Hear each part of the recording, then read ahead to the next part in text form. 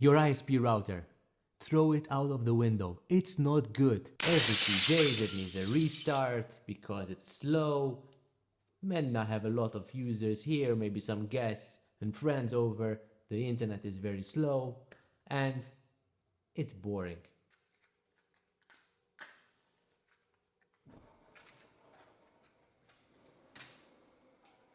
It leaves me no choice. I have to take it out, guys. Sorry. Okay, to solve this, I have an idea. I am going to build my own router/firewall, and I am gonna do that on my Proxmox virtual environment. Yes, I am gonna do it on my Proxmox. I am going to install a pfSense firewall on the Proxmox. Simple as that. Now you can do it too. All you need is a PC or a laptop that you're not using, and you install pfSense on it. Or if you want to make it a little bit nicer, you can also install Proxmox and then pfSense as a virtual machine. And then you need a managed switch that understands multiple VLANs.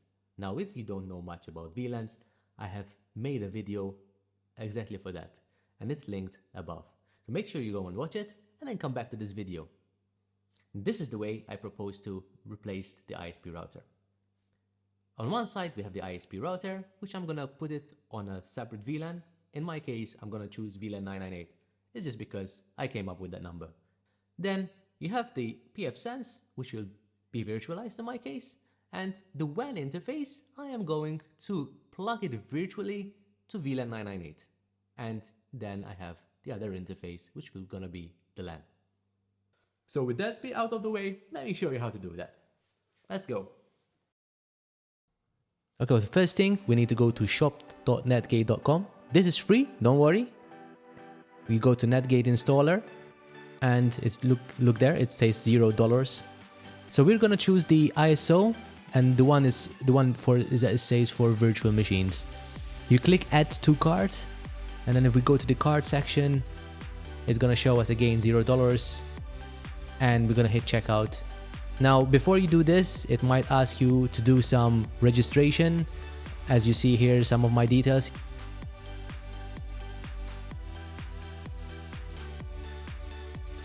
Okay, now it's downloaded. We're going to upload it to Proxmox. I'm just gonna fasten the pace.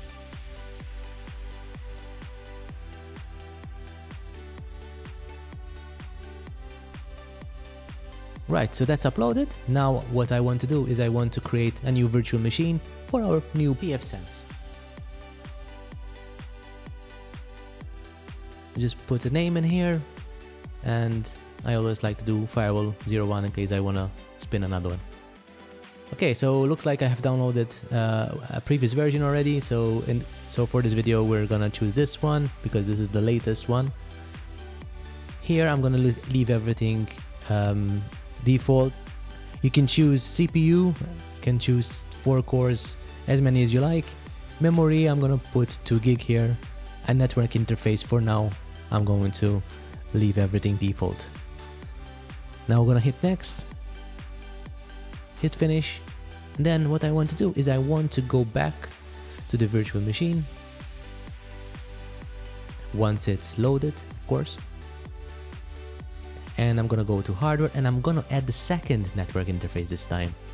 And the reason is that I want to have an interface for LAN and an interface for WAN. Okay, so that's done. And I want now to go to the console, and I'm gonna hit the power button to start our virtual machine. Okay, so far, what have we done? Number one, we went on the pfSense website, downloaded the ISO, then we went on the Proxmox server, created the virtual machine, uploaded the ISO. Now the next part is going to be very exciting because we're going to install the pfSense and configure it.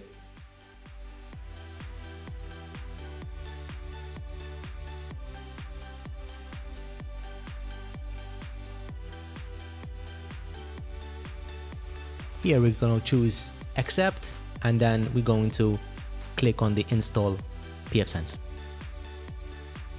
Now we're going to set up the network, so we're going to choose VNet1 as WAN and VNet0 as LAN. Now for the LAN, what I recommend you to do is check what is your network range. In my case, it's 192.168.100.0/24. So in my case, I am configuring the firewall to be .253, which is an available IP address on my network. I am also disabling DHCP since my ISP router is currently active and leasing IP addresses. I'm not going to leave that enabled. It looks like the pfSense doesn't let me go on further without changing the DHCP pool to be in the same range of my LAN interface. That's okay, even though the DHCP is disabled. And now we're going to continue with the installation. So what it's doing, it's going to check if there is internet connectivity. It's basically trying to reach the Netgate servers. Hit install, continue. Here everything default. We're going to choose the current stable release.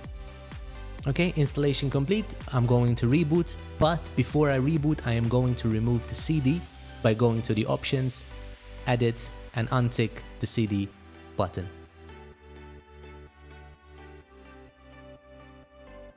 Now when I hit restart, it will boot from the disk rather than from CD, like it did before when we started the installation. Good, so it looks like it's booting from disk.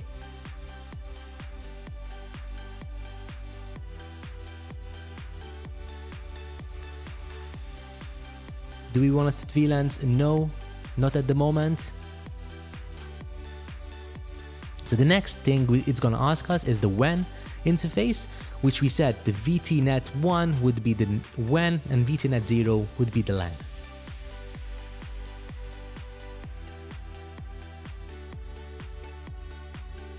Okay, confirmed.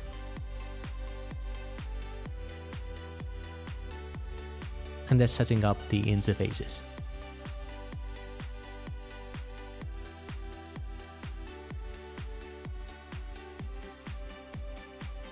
A few more steps to go and we are done with the configuration.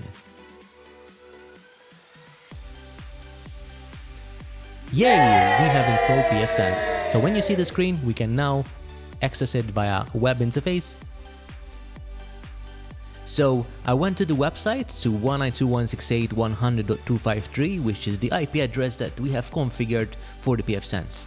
I'm gonna put host name here, pfSense, and the domain, I'm gonna use my domain, antoniopersiano.com. You can put whatever you want here, even if you don't have a domain.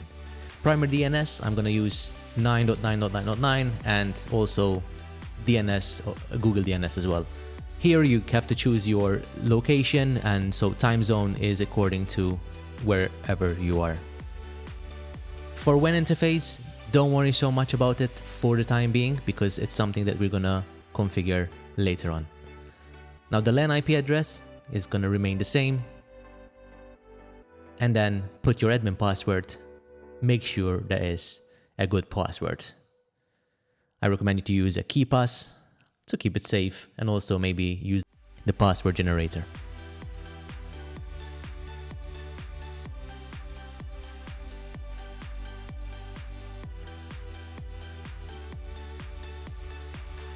Okay, that's done. You can see, congratulations, pfSense is now configured. Now we're almost there. In the next part, we're going to connect the ISP router to the WAN interface on the pfSense. We're gonna do this virtually, so you don't have to do any physical maneuvering. So in my case, we have a UniFi switch, and I'm gonna show you how to do it on a UniFi switch. But if you have a different switch, obviously a managed switch, we can do this easily with the same concept. In my case, I have a UniFi switch, a managed switch, and I want to go in here and create a VLAN for the ISP. So with UniFi, you go to networks, you create a profile, and in this case, I've created a profile with VLAN 998 native. Then I find the port where my ISP modem is. In this case, it's port 15, and I'm gonna set the native VLAN with that profile, VLAN 998.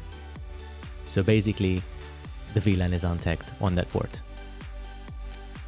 Now I go back on the Proxmox and I'm gonna do the same thing to VNet 1, and I'm gonna put 998 on that network, which means that the WAN and the ISP are now on the same VLAN.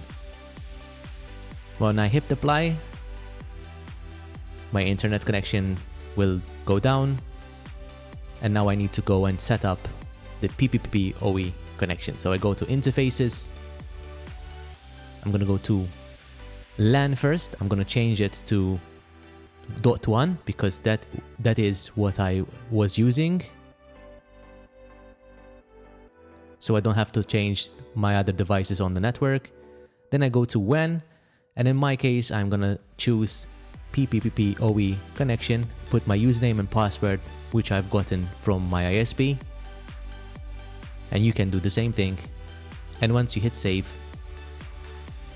you go to interfaces, and as you can see, the interface is up.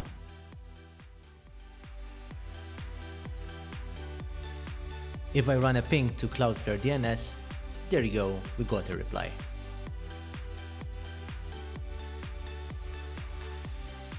Now what we're gonna set up is really cool. So in a normal environment, you have a DNS server that is configured on your machine, and usually that's coming from your ISP router. Now what we're going to do is actually we're going to install, or actually it's already installed on the pfSense, so we're going to configure DNS Resolver on your pfSense firewall, meaning that any requests for any DNS queries are basically queried to the root DNS server, and it's worked out through the tree. Basically, you're going to the root source rather than having to ask your ISP or a DNS server just anywhere in the world. So you do this by first going on the DHCP server and making sure that the DNS IP address that you are serving your clients is the firewall IP address, which is 192.168.100.1 in my case. Once that's done, you can go to the DNS Resolver from the services tab, and then you make sure that your network interface is listening on LAN and the loopback address, and also the outgoing network interface needs to be WAN. And also make sure that Enable DNS Resolver is ticked. Then hit save. Now the next thing I want to show you is packages. You can access this by System, Package Manager, and install any package that is available for pfSense.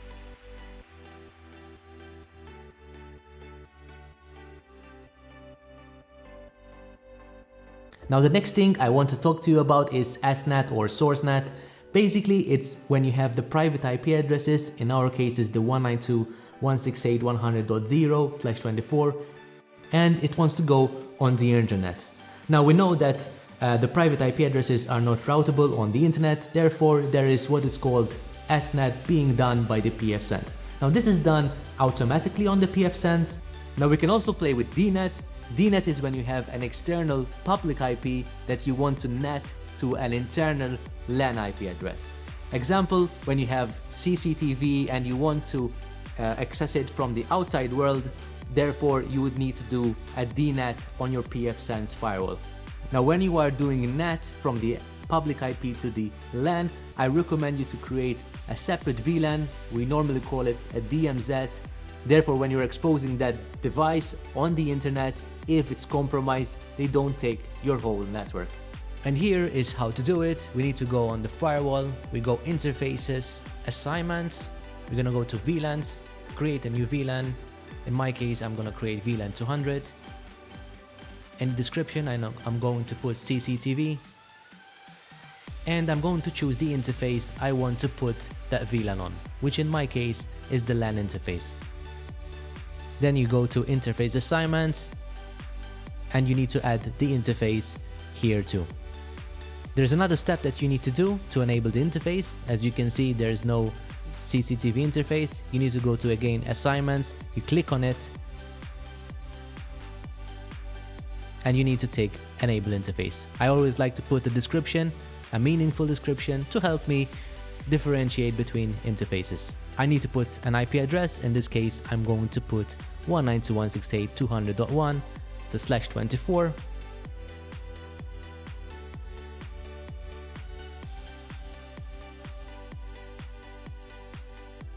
Hit apply, and that interface now should be enabled. Now we are ready to create that NAT rule. So you go to Firewall, NAT. So in this page, we're going to set up all the NAT details. Protocol, TCP. In this case, you can choose UDP, depends your scenario. Destination is going to be your WAN address, where the packets are going to come from. And destination port is the exposed port to the internet. In this case, it's port 8443. Now, redirect target IP, I'm going to choose my 192.168.200.2, which is the NVR. And in the redirect target port, I am going to put the port that is on the inside of the network, which is 8443. Hit save. And there you go, you have the NAT rule added. Now, if I go to Firewall rules, you can see that automatically the firewall added a rule on the WAN interface to allow those packets to come through. Now remember, pfSense is a stateful firewall, which means when traffic is going out of an interface, the firewall remembers the traffic going out and it will allow the reply to come back. Therefore, when you're creating a rule on an interface, you don't have to create another rule for the traffic to come back. Now let's create a firewall rule that allows us to talk to the NVR from the LAN interface. If you go to Firewall Rules, we choose the LAN interface and we're going to add a new firewall rule. We're going to choose TCP. Source address, it's going to be 192.168.100.2.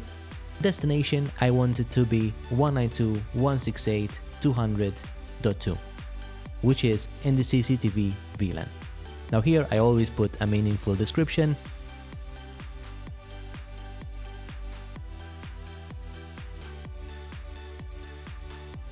The sequence the pfSense read the firewall rules is from top to bottom, so I need to make sure that the firewall rules are in the right order. In order for any of this to make sense, I need to add another rule that drops any traffic coming from source LAN to the CCTV VLAN. This time in source address, I'm going to put the network 192.168.100.0/24, and in the destination, I am going to put the network for the CCTV, which is 192.168.200.0/24. And I need to make sure that action is set as drop. Now that the firewall rule has been added, I need to make sure that it's on top of the any rule.